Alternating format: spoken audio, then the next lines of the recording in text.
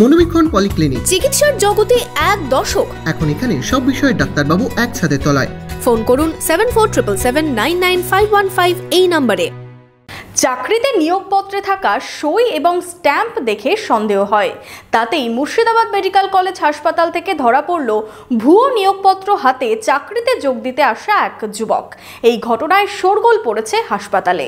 Laptop, desktop, CCTV, printer, AC, HP, Dell, Canon, CP plus, Hikvision ইত্যাদির authorised dealer Telta computer, Khagra, Berhampore. আমাদের HP showroom এখন রানীবাগানে।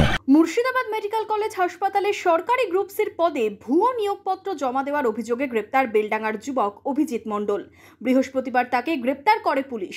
এই নিয়ে হাসপাতালের এমএসভিপির দাবি, যুবকের কাছে থাকা কাগজপত্রে সই ও স্ট্যাম্প দেখে সন্দেহ হয়।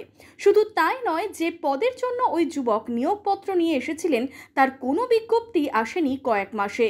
পুলিশ ধৃতকে জিজ্ঞাসাবাদ করে জানার চেষ্টা চালাচ্ছে কিভাবে কার কাছ থেকে এই ভুয়ো নিয়োগপত্র সে পেল।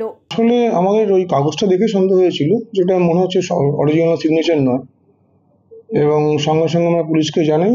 তো তারপরে থানায় পুলিশের সাথে চলে দিই আর কি, আমাদের যে ফাঁড়ি আছে।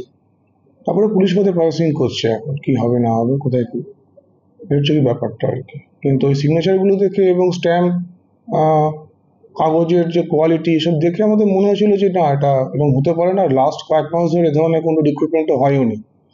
আর মেডিকেল অ্যাসিস্ট্যান্ট, ল্যাবরেটরি অ্যাসিস্ট্যান্ট, এ ধরনের কোনো আলাদা করে কোনো পোস্ট নেই। ল্যাবরেটরি টেকনোলজিস্ট বলে পোস্ট আছে, কিন্তু ল্যাবরেটরি অ্যাসিস্ট্যান্ট বলে আমাদের সার্চ কোনো পোস্ট নেই।